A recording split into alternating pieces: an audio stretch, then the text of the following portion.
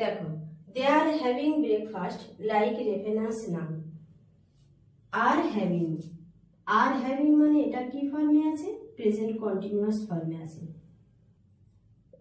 দেখো, ব্রেকফাস্ট,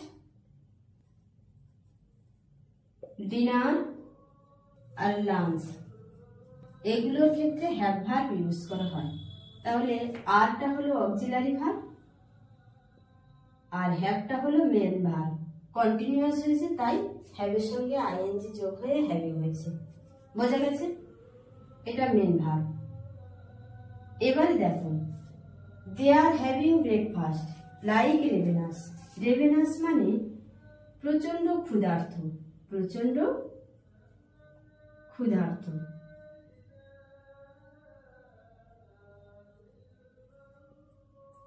প্রচন্ড ক্ষুধার্ত। এবার এখানে দেখো নাও আছে। নাও মানে প্রেজেন্ট টাইমে এবং টেম্পোরারি। নাও মানে টেম্পোরারি কোনো কিছুকে বোঝায়। তার মানে এটা যদি টেম্পোরারি হয় তার মানে অ্যাকশনটা কি হচ্ছে? টেম্পোরারি বোঝাচ্ছে। তাহলে টেম্পোরারি অ্যাকশন হলে সেটা কি হয়? প্রেজেন্ট কন্টিনিউয়াস হয়। তাহলে এখানে প্রেজেন্ট কন্টিনিউয়াস আছে, ঠিক আছে।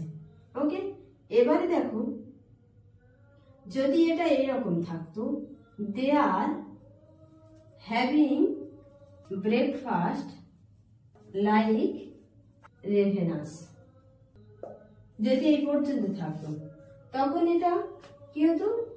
কন্টিনিউয়াস তো হতো, দে আর হ্যাভিং ব্রেকফাস্ট লাইক রেভেনাস। তারা রেভেনাসদের মতো আর কি ব্রেকফাস্ট করছে, প্রেজেন্ট কন্টিনিউয়াস হতো, ঠিক হতো। এবারে এর জায়গায় আমরা হ্যাভও লিখতে পারতাম, তাহলে এটা তখন কি হতো? সিম্পল প্রেজেন্ট হয়ে যেত। তার মানে তারা রেভেনাসদের মতো ব্রেকফাস্ট করে, general, as a general.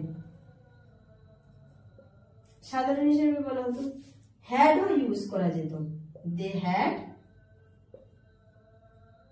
Breakfast like রেভেনাস। তারা রেভেনাসদের মতো ব্রেকফাস্ট করেছিল।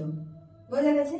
তাহলে যদি নাউটা না থাকতো তখন আমরা হ্যাভ বা হ্যাড এই দুটো ইউজ করতে পারতাম। হ্যাজ হতো না, কারণ দে আছে, হ্যাজ হতো না।